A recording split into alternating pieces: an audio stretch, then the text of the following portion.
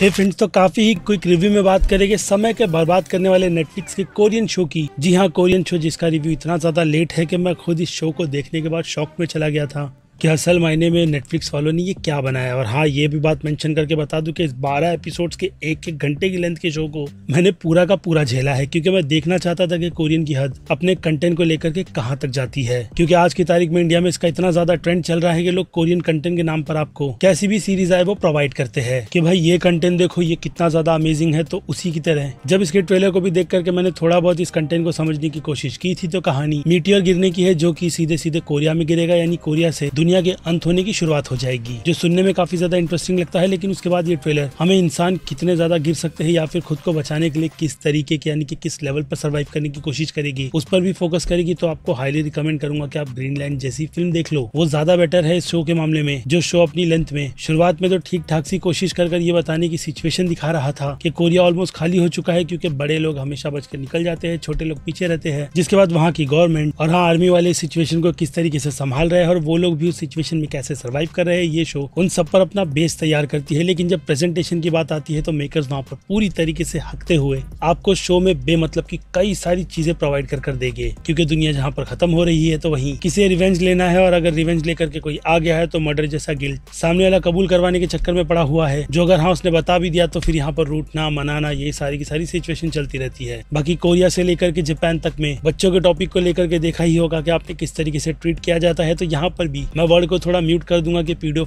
इसी सिचुएशन दिखाई गई है, क्योंकि जब दुनिया खत्म होने की कगार पर आएगी तो लोग इसी बकचोदी में अपना टाइम वेस्ट करना चाहेंगे, जो कि मुझे लगता है कि जैसे कि मैंने कहा, ये शो आपको उस लेवल पर कन्विंस कर दिखाएगा। क्योंकि उसके अलावा बात की जाए परफॉर्मेंस की, तो सारे एक्टर्स एक हिसाब से इस लंबी सी सीरीज में स्ट्रगल ही कर रहे थे, और फिर इमोशनल के तड़के को डालकर ये सीरीज हमारा उन कैरेक्टर से अच्छा खासा बॉन्डिंग बनाने की कोशिश करती है, जिसमें अगेन ये शो पूरी तरीके से फेल होता है। क्योंकि जिस तरीके का भद्दा मजाक आज भी ट्रेन टू बुसान फिल्म के सीक्वल में किया गया था, वैसे ही इमोशन के रोलर कोस्टर पे ये फिल्म कि देखो आप अभी से देखकर काफी ज्यादा भावुक हो जाएगा। उसके बाद फिर मैं सोचता हूँ कि भाई इतना दुख लेकर के जाओगे कहाँ यार, जिस पर आप खुद भी प्रॉपर तरीके से जस्टिफिकेशन ही नहीं दे पा रहे। जिस हिसाब से मैं आपको रिकमेंड करूंगा कि अगर आपको आपका समय बर्बाद करना है और देखना है कि कंटेंट या फिर कहूँ एक अच्छे टॉपिक को कैसे बर्बाद किया जाता है, तो फिर हाईली रिकमेंड है। बाकी हिंदी में अवेलेबल है शो, जिसकी हिंदी डबिंग ठीक है, लेकिन शो बिल्कुल भी नहीं। बाकी VFX तो टट्टी ही है। इसके अलावा डायरेक्शन ठीक ठाक सा है, जो कि इस शो को मेरी नजर में बोर और फिर बोर और उसके बाद और बोर बनाता चला जाता है। इसलिए अब इस बोर से शो को मैं ज्यादा रेटिंग की कैटेगरी में बिल्कुल भी बांटना नहीं चाहता। इसलिए मुद्दे की बात की जाए तो मास ऑडियंस हिंदी डब के चलते इस शो को बस थोड़ा बहुत झेल कर यही कहेगी कि टाइम वेस्ट से हटाओ, जिसे वो लोग डेफिनेटली कहीं ना कहीं C- की कैटेगरी में रखेंगे। तो वही बात की जाए क्रिटिक्स की, तो क्रिटिक्स भी इस बोर से शो को मुझे लगता है कि C+ की कैटेगरी में रखेगी। और बात की जाए मेरी, जिससे मैंने अच्छा खासा झेलते हुए रिव्यू जो ना बनाने की कसम खाई थी, उसके बाद व्यूज याद आ गए, तो फिर मैंने रिव्यू बना करके आपको भी आगाह कर दिया कि आपको इस शो पर आपका टाइम देना चाहिए या नहीं। तो उसी के चलते ये शो मेरी नजर में क्लियरली C की कैटेगरी का बनता है, यानी एक बेकार टाइम वेस्ट सा शो जो अपनी कहानी में बिल्कुल भी ज्यादा ना एफर्ट डालते हुए फिर से याद दिला दूं ग्रीनलैंड और हाँ डोंट लुक अप जैसी फिल्म भी इन सब टॉपिक को बहुत ही अच्छे से छेड़ती है। लेकिन ये सीरीज तो बिल्कुल भी नहीं। बट खैर, ये मेरा पर्सनल ओपिनियन है इस बेकार बोरिंग सी सीरीज गुड बाय अर्थ को लेकर के, जिस पर आप अपनी राय कमेंट में लिखना। बाकी मैं हूँ Aziz movie stock, channel like share subscribe भूलना मत। मिलूंगा जल्द ही दूसरी किसी वीडियो में। Till then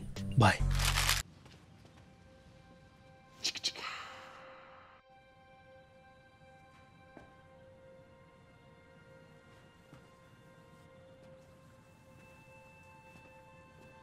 You're still here. It's over. Go home.